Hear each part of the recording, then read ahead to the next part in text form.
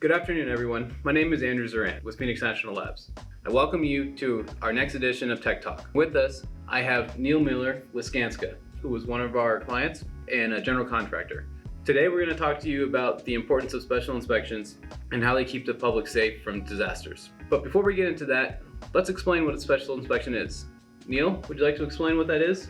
Yeah, a special inspection is a review and an inspection of a building's materials, equipment, and workmanship to ensure conformance with the minimum code requirements, the job site specifications, and the contract documents. So, to wrap that up, make sure construction workers are building everything appropriately and correctly and not cutting corners. Well, Neil, thanks for explaining what a special inspection is. Can you give us some types of inspections that you've conducted? Yeah, so most of my experience in inspections would be with structural steel, so that's like welding, bolting. I've done a lot of epoxy, a lot of rebar inspections, a lot of concrete inspections. So that's really my forte, mostly like the CSA stuff. So I'd be considered mostly a CSA inspector. When I first got into inspections, I came from an ironworker background, so I was an ironworker, and then I became an actual CWI, so certified welding inspector. So that's mostly what I got into.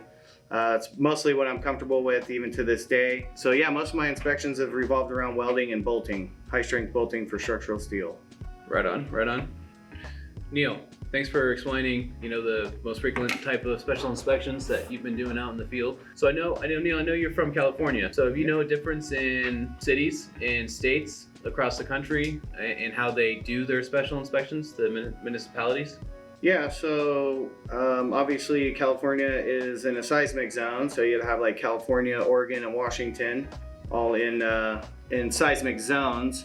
And then also too, throughout the country, you got other municipalities that have to deal with like snow loads, and probably the Midwest. More toward the center of the country, you have to deal with like wind loads and stuff. So obviously the municipalities are gonna have different requirements. I know in California, we dealt with a lot of seismic stuff. The municipalities were a lot more strict.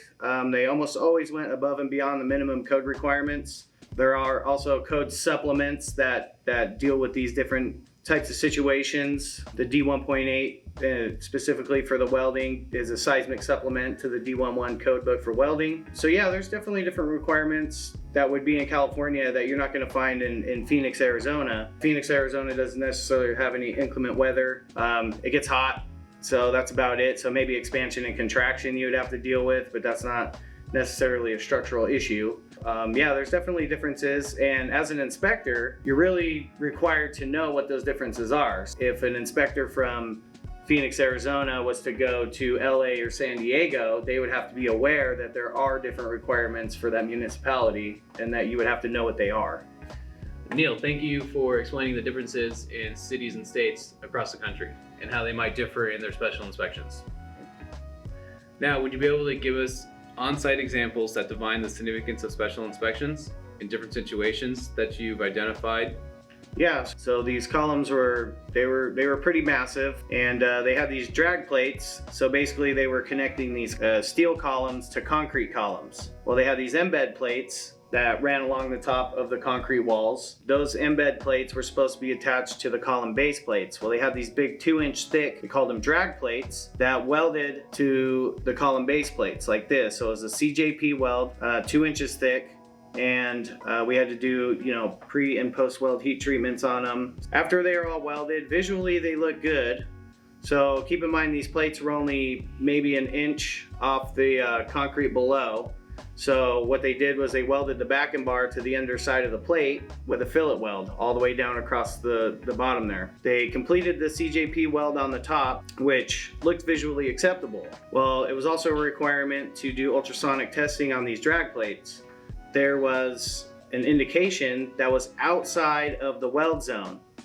They actually cut out that drag plate. When they flipped the drag plate over, they realized that fillet weld that they welded, they did not heat treat the steel before they put that fillet weld on there. So when they welded the backing bar on, that fillet weld cracked that whole drag plate. So once they started welding on the top, it was twisting and pulling, and it made that crack propagate. And good thing we caught it, before it cracked all the way through. They ended up replacing that plate. That is a pretty significant find right there. Do you have any other significant situations you've run across? Yeah, actually, when I was out in California, I was working on a hospital. What it was the glazers, the glass guys, because this building was being sheeted in glass. So the way they hang their glass is they have their mullion, and it's got two little hooks on the back of it, and those hooks hook onto a bar that's attached to basically a U-shaped bent plate, and then that bent plate is welded to the structural steel. I discovered that they were using 211 wire, which per the job site specifications, they were not allowed to use 211 wire on that job site. So luckily this was in the beginning, so they hadn't welded a whole bunch of stuff yet, so they didn't have to remove a bunch of stuff.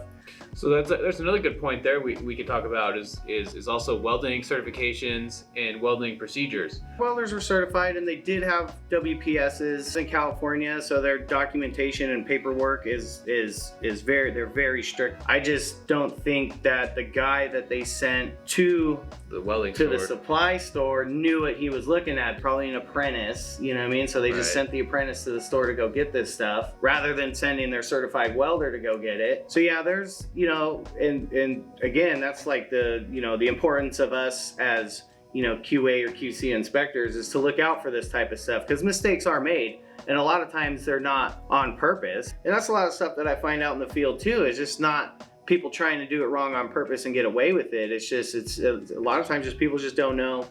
They don't know that they're doing it wrong. I'd say 99% of the people want to do their best. And that's where we come in as code professionals, reading the contract document, the engineer approved drawings, reading the job site specifications.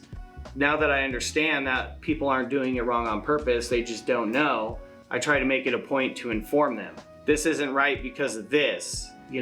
This is the reason it's wrong. I'm not failing it because I don't like you. I'm not failing it because I'm having a bad day.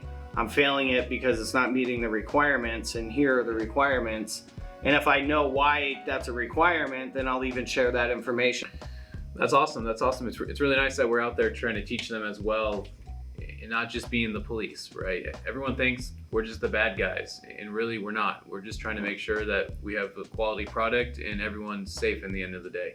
Yeah. So again, Neil, I'd like to thank you for your afternoon and sitting down with us for this episode of Tech Talk. Thank you. Thank you.